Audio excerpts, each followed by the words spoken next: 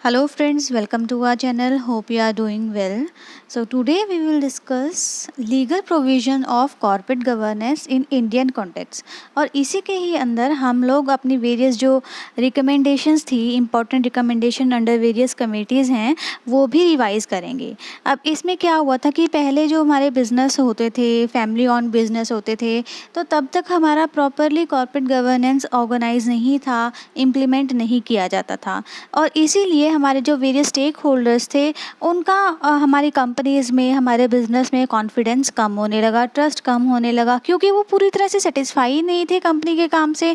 ना ही उनके राइट के बारे में कोई सोचता था, ना ही उनसे कोई सजेशंस लेता था। तो इस चीज़ को इम्प्रूव करने के लिए, corporate governance, corporate performance increase करने के लिए वेरियस रिफॉर्म्स बनाए गए, वेरियस इनिशिएटिव्स लिए गए गवर्नमेंट के थ्रू। अब क्या क्या थे कुछ इनिशिएटिव्स जो हम पढ़ चुके हैं, जैसे कि CII कोड था, कुमार मंगलम बिरला कमेटी आई थी, नरेश चंद्र, नारायण मूर्ति, वेरियस कमेटीज़ आई थी जो हम पढ़ चुके हैं। The Kumar Mangalam Birla committee which leads to introduction of clause 49। अब कुमार मंगलम बिरला कमेटी ने वेरियस रिकमेंडेशंस दी थी और उसमें एक थी हमारे पास कि हमारा क्लोज 49 के बारे में कुछ डिस्कशन हुआ था, क्लोज 49 आया गया था। अब क्लोज 49 है क्या? Clause 49 are some kind of listed agreements between stock exchange and companies. अब क्या था, कुछ हमारे लिस्टेड एग्रीमेंट्स थे हमारी कंपनीज़ और हमारे स्टॉक एक्सचेंज के बीच में, जो कि कंपनी को अप्लाई करना पड़ता था। तो जब ये क्लोज आए, वेरियस कंपनीज़ को बोला गया कि इसको इम्प्लीमेंट करो। 3 साल का टाइम दिया गया था, 2000 और 2001 के आसपास, और इसको इन्होंने बोला कि 2000 के बाद या 2001 के बाद आप लोगों को ये 3 साल का टाइम दिया जाता है, इस चीज़ को आप लोग अप्लाई करो। तो मूविंग फर्दर उन्होंने बोला दैट्स वाई वेरियस अमेंडमेंट्स भी की गई थी हमारी कंपनीज़ के अंदर। तो क्या क्या अमेंडमेंट्स हुई थी, क्या क्या लीगल प्रोविजंस आए थे, क्या क्या, और यही जो हमारी लीगल प्रोविजंस है, यही हमारी वेरियस रिकमेंडेशन के अंदर भी मेंशन है। First one is supervisory and management function. अब इसमें क्या बोला था कि हमारे जो एडमिनिस्ट्रेटिव एफ़र्ट्स लिए जाने चाहिए, रेगुलेटरी एफ़र्ट्स लिए जाने चाहिए हमारे हेड ऑफ़ द ऑर्गेनाइजेशन के थ्रू। और उन्होंने बोला कि हमारे जो बोर्ड होगी वो कॉम्बिनेशन होगा एग्जीक्यूटिव और नॉन एग्जीक्यूटिव डायरेक्टर्स का। ये बात हम लोग अपनी कमेटी में भी पढ़ चुके हैं कि जो बोर्ड होगा वो प्रॉपर कॉम्बिनेशन होगा एग्जीक्यूटिव और नॉन एग्जीक्यूटिव का। अब उन्होंने बोला कि अगर हम according two clause 49 of the listed agreement, उन्होंने बोला कि ऑप्टिमम कॉम्बिनेशन होना चाहिए हमारे बोर्ड में। And the number of independent director, ये किसके ऊपर डिपेंड करेगा कि हमारे बोर्ड में इंडिपेंडेंट डायरेक्टर्स कितने हैं? ये डिपेंड करेगा कि हमारा जो चेयरमैन है वो एग्जीक्यूटिव है या फिर नॉन एग्जीक्यूटिव है।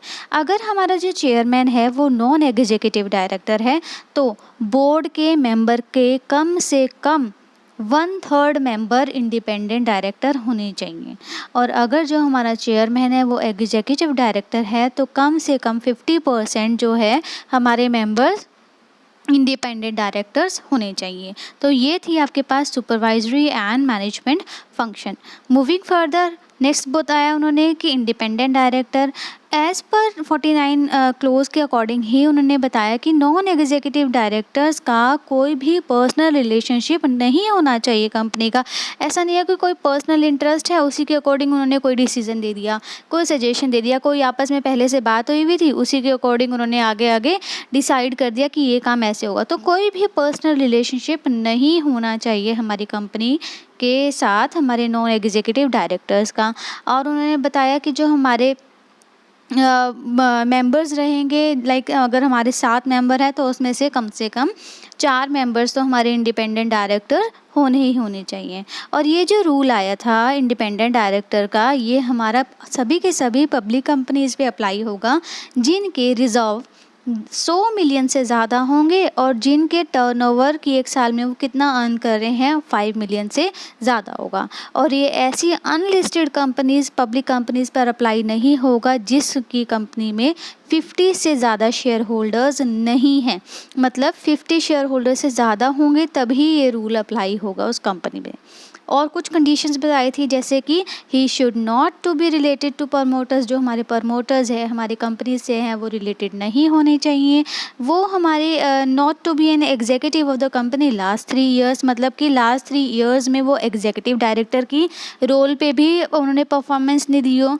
नेक्स्ट, वो नॉमिनी डायरेक्टर भी नहीं होना चाहिए और वो किसी भी टाइप का डायरेक्टर नहीं होना चाहिए 9 साल से ज़्यादा। अगर 9 साल से कम होगा तो चलेगा, पर 9 साल से ज़्यादा हमारा वो टाइप ऑफ डायरेक्टर नहीं होना चाहिए। कोई भी type of director which it can be executive और it can be non executive.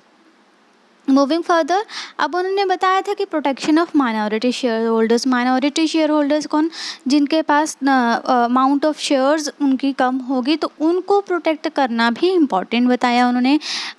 इस various recommendation, various legal provisions बनाए गए थे ताकि हम अपने माइनॉरिटी शेयर होल्डर्स को प्रोटेक्ट कर सकें, उनके इंटरेस्ट के बारे में सोच सकें।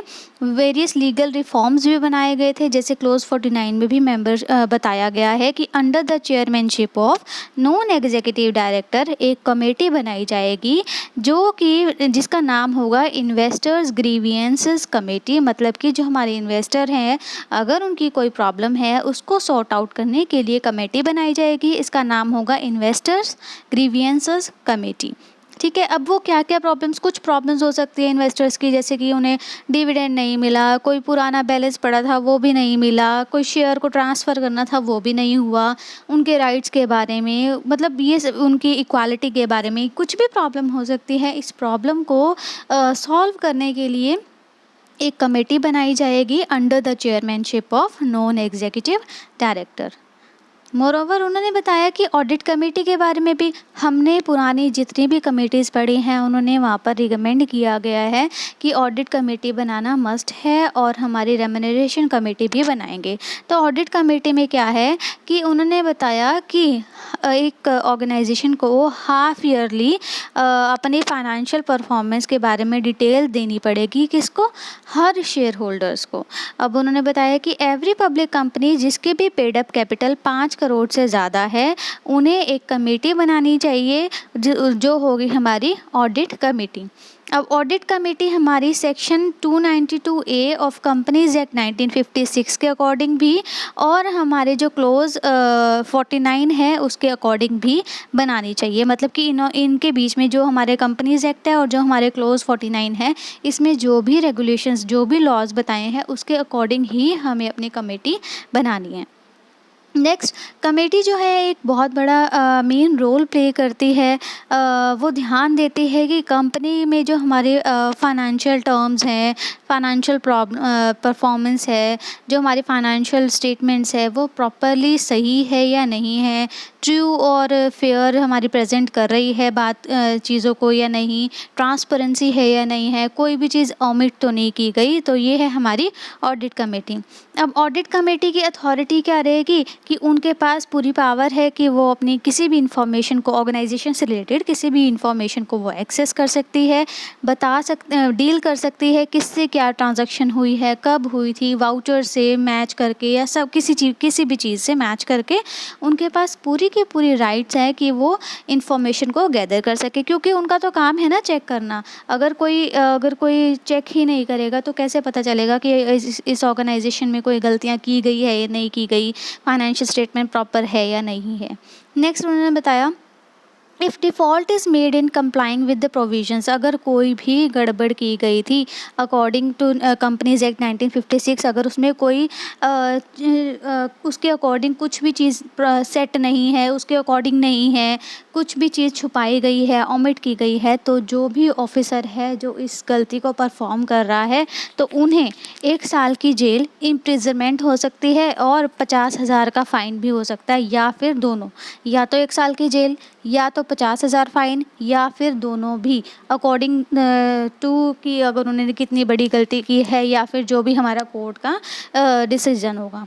नेक्स्ट, ये मैंडेटरी है कि हमारे जो ऑडिटर हैं अगर वो क्वालिफाइड रिपोर्ट देते हैं या नॉन क्वालिफाइड रिपोर्ट भी देते हैं ऑर्गेनाइजेशन के अकॉर्डिंग, ऑर्गेनाइजेशन के परफॉर्मेंस के अकॉर्डिंग, जो भी उनकी रिपोर्ट होगी वो रिपोर्ट उन्हें रजिस्ट्रार को, सेबी को, स्टॉक एक्सचेंज को, भेजनी पड़ेगी। ये मैंडेटरी है कि जो भी उनकी रिपोर्ट रहेगी वो रजिस्ट्रार, सेबी और जहाँ पर भी हमारी कंपनी रजिस्टर्ड है स्टॉक एक्सचेंज में, वहाँ पर उन्हें भेजनी ज़रूरी है।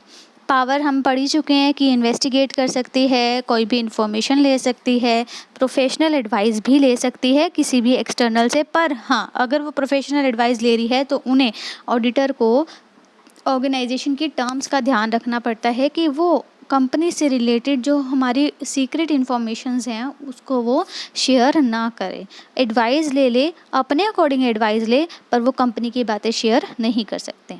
नेक्स्ट, CEO एंड CFO की सर्टिफिकेशन, ये भी हम वेरियस रिकमेंडेशन में पढ़ चुके हैं कि कंपनी को अपने CEOs और CFO के साइन इशू करवाना पड़ेगा एक सर्टिफिकेट जिसमें मेंशन होगा कि हमारे जो फाइनेंशियल स्टेटमेंट है वो बिल्कुल सही हैं, उन्होंने प्रॉपरली उसको रिव्यू किया है, हमने कोई भी चीज़ ऑमिट नहीं की, कोई भी चीज़ छुपाई नहीं, सारी की सारी जो इन्फॉर्मेशन है वो ट्रू एंड फेयर है और सारी की सारी हम लोगों ने इन्फॉर्मेशन प्रोवाइड की अपनी फाइनेंशियल परफॉर्मेंस से रिलेटेड भी, अपने ऑपरेशन से रिलेटेड भी, और बताया they have disclose to auditor को भी बताया है, ऑडिट कंपनीज को भी बताया है कि इन केस हमारी कंपनी में कोई चेंजेस हुए हैं, कोई कमियां हैं, इंटरनल कंट्रोल में कोई प्रॉब्लम है, तो ये सारी चीज़ें हम लोगों ने अपने ऑडिटर को बताया है, तभी उन्होंने आगे रिपोर्ट दी होगी।